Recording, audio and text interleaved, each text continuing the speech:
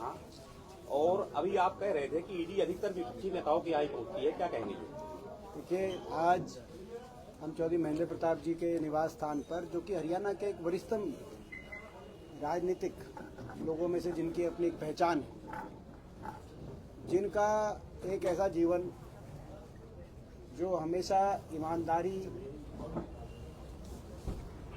और अच्छे व्यवहार, सादगी, सात्विक विचारों के लिए जो जाने जाते हैं,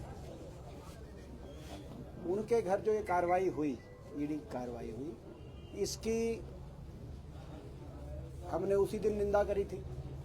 और ये जो निंदा की है, ये कोई हमने राजनीतिक वजह से नहीं की, इसके कारण है क्यों हम ईडी की इस कार्रवाई की निंदा करें। दो तीन कारण हैं। पहला कारण तो चौधरी साहब का और इस परिवार की जो ईमानदारी की छवि है, आज इनकी ईमानदारी पे तो एक उंगली भी नहीं कोई उठा सकता। इनके व्यवहार पर, इस परिवार के आचरण पर पूरा फरीदाबाद गवाही दे सकता है। दूसरा, जो ईडी का खुद का व्यवहार है पिछले 12 साल से, आज देश में ईडी और केंद्रीय जांच एजेंसियों पे देश की जनता का विश्वास नहीं रहा, क्योंकि ये केंद्रीय जांच एजेंसियां केवल और केवल सत्तारूढ़ दल के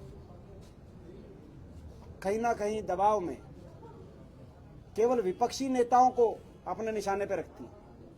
12 वर्ष में जितने केस बने, 1064 कुल मिलाकर मुकदमे बने राजनेताओं पे, जिसमें से 1040 विपक्षी, और बाकी भी जो हैं वो कोई, उनमें से एक भी सत्तारूढ़ दल का नहीं। तो एक भी किसी बीजेपी के नेता पर कोई एक इतना भी कोई मुकदमा, कोई जांच नहीं। और सत्तारूढ़ दल में जो शामिल हो जाए कोई विपक्ष का नेता, आपको याद होगा अजीत पवार पे कार्रवाई हुई थी, वो शामिल हो गए, वो केस रफा दफा। मुकुल रॉय पे कार्रवाई हुई थी, वो शामिल हो गए, केस रफा दफा। अशोक चौहान पे कार्रवाई हुई थी, वो शामिल हो गए, केस रफा दफा। नारायण राणा पे कार्रवाई हुई थी, वो शामिल हो गए, केस रफा दफा। हरियाणा के अंदर आदमपुर से एक पूर्व विधायक पे कार्रवाई हुई थी, वो शामिल हो गए थे राज्यसभा इलेक्शन में, वो कार्रवाई का पता नहीं। एक हरियाणा के इनेलो के जो नेता है, उन पे आय से अधिक संपत्ति का केस चल रहा था, वो पर्दे के पीछे हाथ मिला के वो केस का कुछ पता नहीं चल रहा। और दूसरी ओर विपक्ष में कोई ऐसा नेता नहीं बचा देश में, सोनिया गांधी, मल्लिकार्जुन खड़गे से लेकर तमाम जितने मुख्यमंत्री, और यहां तक कि सिटिंग मुख्यमंत्री अरविंद केजरीवाल और झारखंड के मुख्यमंत्री जो हेमंत सोरेन है, उनको तो सिटिंग मुख्यमंत्रियों को अरेस्ट कर लिया था।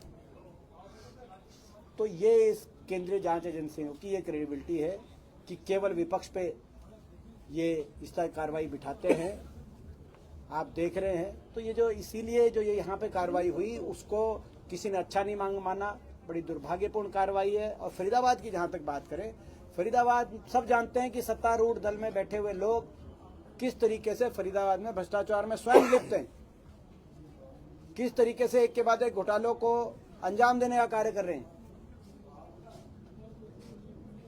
और कार्रवाई हो रही है विपक्ष पे। ये मैं समझता हूँ कि इसको इसीलिए लोगों ने इस बात को गलत माना। महेंद्र जी, क्या छवि को खराब करने की कोशिश की जा रही है महेंद्र प्रताप जी के परिवार की, क्योंकि पहले कद्दावर नेता रहे हैं, इमेज भी अच्छी है इनके शहर में? निसंदेह इस तरह के प्रयास, और लोग इस तरह के कार्रवाई को उचित नहीं मानेंगे, इस कार्रवाई को अच्छा नहीं मानेंगे। अंततः बीजेपी एक गंगा है, इसमें जो चला गया वो स्नान कर लिया। वो देखिए, तो आप देख ही रहे हो आज क्या हो रहा है, हरियाणा में भी क्या हो रहा है। हरियाणा में जनता तो कष्ट का जीवन काट रही है, और बीजेपी के सत्तारूढ़ दल के नेता कहीं कॉलोनियां काट रहे हैं, कहीं अरावली काट रहे हैं, कहीं भ्रष्टाचार के केक काट रहे हैं, कहीं 2 घंटे के बाद आके अपने रिबन काट रहे हैं। अब देख रहे हैं पलवल में कृष्णपाल गुर्जर जी ने एक रैली की ना, आपकी ईवीएम में खराबी नहीं होती, आपका चुनाव आयोग सही होता है, विपक्ष के दिमाग में खराबी है। देखिए, वो पहले ये बताएं कि वहाँ के स्थानीय विधायक में क्या खराबी है, पहले बताएं, वो क्यों नहीं थे स्टेज पे। तो ये जो भाजपा जो है, और ये जो भाजपा की गुटबाजी है, ये गुटबाजी है। क्यों गुटबाजी है? लूटबाजी की वजह से। क्योंकि कौन कहां से ज्यादा लूटे, कौन किस महकमे के माध्यम से लूटे, कौन किस इलाके के माध्यम से लूटे, ये लूट का जो मामला है, भ्रष्टाचार का जो मामला है, उसमें आपस में भिड़ंत है। ये भाजपा की गुटबाजी नहीं, ये लूटबाजी है। और आज इनका चेहरा जनता के सामने आ रहा है और इस तरह की जो कार्रवाई है इसको जनता ठीक नहीं मान रही, उचित नहीं मान रही और जनता सब देख रही है। ईडी की कार्रवाई 12% में से 12 विपक्ष पर हुई है। बिल्कुल। तो ऐसा तो नहीं है पक्ष जो बीजेपी पार्टी है उन तो पैसे ना हो। देखिए वो तो आपने देखा कांग्रेस के खाते में 2024 में डिक्लेयर्ड जो खाते होते हैं, यानी कि आप समझ सकते हैं आज इनके पास सब कुछ है तो डिक्लेयर्ड इन्होंने सारा 133 करोड़ और भारतीय जनता पार्टी के खाते में थे 10,500 करोड़।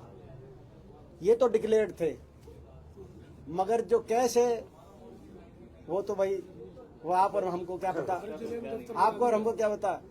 देश में कौन सा जिला नहीं है जहाँ 5 स्टार होटल जैसा आलिशाना दफ्तर ना बना हो और उसके बावजूद खाते कांग्रेस के सील हो गए थे इनकम टैक्स की। आपको पता है चुनाव में रेड पड़ गई थी कि 133 करोड़ कैसे, भाई जब हमारे पास 10,500 करोड़ है, लेकिन ये 133 करोड़ वाला कौन था? ये भी शिफ्ट होने चाहिए। बीजेपी आप के बताओ। लोग कहते हैं कि हम ईमानदार हैं, गरीबों की सरकार हम चलाते ये हैं, है। गरीबों की पार्टी है, इसलिए ईडी और सीबीआई के छापे या वो हमारे पास नहीं देखते कि हम ईमानदार हैं। तो ठीक बात है, लेकिन मैंने आपको जैसे बताया विजय भाई, पूरा हरियाणा, पूरी कांग्रेस आपके साथ दिख रही है। उस दिन रात भी 11-12 बजे तक भी फरीदाबाद के कांग्रेस में क्या कहेंगे आज देवेंद्र भाई? नहीं, मैं दिल से आभार करता हूँ पूरी पार्टी, न केवल जिला लेवल पे, स्टेट लेवल पे और राष्ट्रीय स्तर पर भी सारी पार्टी एक साथ खड़ी रही, क्योंकि सबको लगा कि ये अनैतिक कार्रवाई ईडी द्वारा हो रही है। और आज इसी कड़ी में हम सबके नेता हैं और सारे हरियाणा में सबसे ज्यादा लोग इन्हीं को चाहते हैं। पार्टी लाइन से अलग हटके भी अगर आप पक्ष विपक्ष सब में सबसे पॉपुलर आदमी अगर लेंगे तो मैं समझता हूँ दीपेंद्र जी, बिल्कुल इसमें कोई अतिशयोक्ति नहीं है। इसीलिए ये आए क्योंकि इनको लगा कि यार ये इस परिवार के साथ नहीं होना चाहिए। मैंने पहले भी कहा कि भाई जो आदमी 5 बार मिनिस्टर, सीएलपी लीडर रहा हो, एमएलए रहा हो, और मेरे दादाजी चौधरी नेतराम वो 60s में चेयरमैन थे गुड़गांव के जब पंजाब हुआ करता था, तो हम शहर के बसाने वाले परिवार हैं, हम शहर छोड़ के भाग जाएंगे क्या? आप हमें नोटिस दे दीजिए, हम नोटिस में कॉपरेट ना करें तब ये कार्य होना चाहिए। तो इसलिए ये दुर्भाग्यपूर्ण। ये ठीक कह रहे, जैसे मैंने कहा ना ईडी की कार्रवाई गलत है, जो राजनीतिक बयान नहीं। उसमें एक कारण ये भी है जो मेरे से छूट गया था कि ईडी की एक प्रक्रिया होती है, केंद्रीय जांच, सीबीआई, ईडी या पुलिस इन्वेस्टिगेशन, कोई भी इन्वेस्टिगेशन एजेंसी है, चाहे वो स्टेट लेवल पे, सेंट्रल लेवल पे इन्वेस्टिगेशन एजेंसी, उसकी एक प्रक्रिया होती है। और उस प्रक्रिया में होता है कि पहले अगर किसी का कोई किसी से पूछना है या किसी तो बुलाया जाता है नोटिस देके, प्रश्न जब क्वेश्चनिंग होती है, क्वेश्चनिंग के बाद अगर अनसेटिस्फैक्ट्री आंसर मिलते हैं या इनकम्प्लीट आंसर मिलते हैं तो एजेंसी को पूरा अधिकार है कि उसके बाद वो स्वतंत्रता से किसी टाइम भी रेड भी मार सकती है, जांच भी कर सकती है, सर्च भी कर सकती है। लेकिन बिना बुलाए, बिना नोटिस देके, बिना बुलाए, बिना प्रश्न कोई सवाल पूछे, क्योंकि पहले पूछे कि भाई आपका नाम इसमें है और इसमें ये आपके प्रश्न है, आप इसको क्लियर करो, मगर वो सीधा ही ये भी मैं शायद पहली बार ही होगा ऐसा जैसे कार्रवाई यहाँ पे हुई है कि बिना बुलाए सीधा ही रेड। कहीं बीजेपी में ले जाने का दबाव तो नहीं बना रहे? वो इतने कमजोर नहीं है।